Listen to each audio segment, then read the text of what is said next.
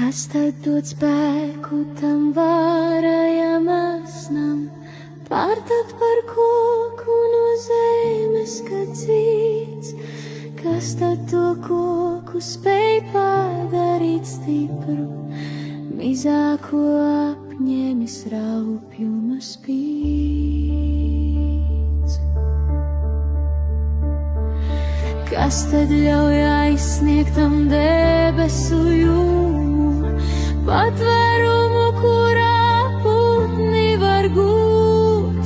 Cik daudz ir jāpiedzīvo vēl kokam, lai tas par lietas koku var kļūt?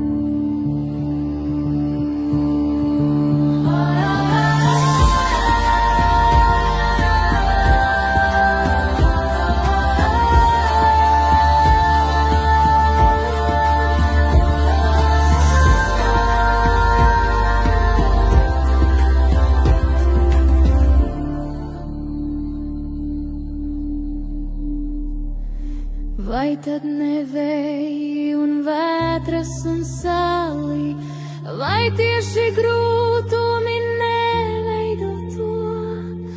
Vai tad ne ciešanas ir tās, kas asnu par varenu koku reiz pārveido?